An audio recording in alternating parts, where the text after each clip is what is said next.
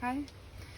Ja, som sagt, så er jeg ved at hugge kartuschen til Designmuseum Danmark inde i Bredgade over deres hovedindgang. Og den skal nyhugges i en oberkilde sandsten, og jeg har tidligere lavet nogle videoer omkring, hvordan man tager punkter, og hvordan jeg også starter først og fremmest med at lægge gipsmodellerne op i forhold til hinanden. Hvordan jeg egentlig starter med at gribe sådan en opgave an. Men det jeg vil fortælle jer nu, det er stadig det her med at tage punkter, men hvordan man tager punkter rent praktisk. Fordi noget af det, der er så fascinerende ved sten, det er, at det er et envejsmateriale.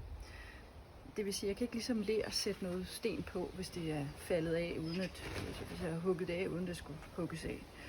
Så derfor er det vigtigt, at jeg har en god formforståelse, at jeg forstår, hvordan formen ligger inde i stenen. Og det er vigtigt, at jeg forstår, mens jeg tager punkter, hvad for noget sten der skal af, og hvad for noget sten der ikke skal af. Når jeg arbejder med punkteringsapparater, med sådan nogle restaureringsopgaver, så forsøger jeg altid vidt muligt at sætte nålen så lige som muligt. Hopper jeg lige ud af billedet her. Og det gør jeg, fordi at på overfladen så muligt, altså vinkelret på overfladen så muligt. Og det betyder, at når jeg så arbejder mig ind til overfladen, så ved jeg, at nålen er vinkelret på overfladen. Og det giver mig en viden om, at jeg ligesom skal også prøve at arbejde mig vinkelret ind på overfladen, når jeg graver ud til mit punkt, hugger mig ud til mit punkt. Og noget af det, som jeg synes er vigtigt i forhold til, at når man tager et punkt, er også at samle punkterne hele tiden. Så hver gang jeg har taget et punkt, så prøver jeg at samle formen med det, jeg kan se. Og det gør jeg, fordi at ellers kan man godt fare helt vildt i alle de der punkter, man får sat, hvis man ikke, og meget hurtigt ved man ikke rigtig, hvor hører de til. Så det er vigtigt, synes jeg, at samle punkterne hele tiden. Og at det er vigtigt, at man stoler på sig selv, men det er også vigtigt, at man først og fremmest selvfølgelig kan se, hvor er det, der skal fjernes noget, og hvor er det, der ikke skal fjernes noget. Og det, der er meget interessant, det er, at på en eller anden måde mentalt er det svært at fjerne noget, før man kan se, hvad det er, der skal fjernes. Og det er jo noget, man kan træne sig op til som stenhugger, figurhugger. Og for eksempel her, når det er, at man tager et punkt, så kan I se, at jeg ligesom har 3 punkter her, som jeg ligesom bruger blyanten til at tegne op.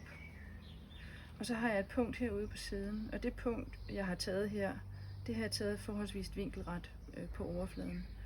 Så har jeg et punkt herinde, og det punkt herinde, det vil jeg prøve at se, om jeg ikke kan forbinde så vidt muligt med det herude, og arbejde mig hen til en flade, fordi jeg vil gerne ind og tage på det punkt herinde. Og efterfølgende, når jeg har taget det her punkt herinde, så vil jeg gerne lave den kurve og tage et punkt på buen her. Så derfor har jeg allerede prøvet at lave en bue her, sådan så at når jeg så kommer med mit punkt, så har jeg en nogenlunde fornemmelse af, hvor det punkt er. Sådan så at jeg hele tiden holder øje. Man skal ikke stole fuldstændig blind på sit punkteringsapparat, fordi nålen kan godt flytte sig, hvis man kommer til at skubbe til den, uden man er klar over det med mejslen eller noget andet.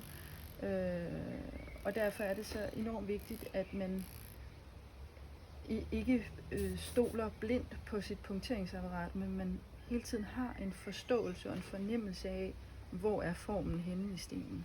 Det er enormt vigtigt.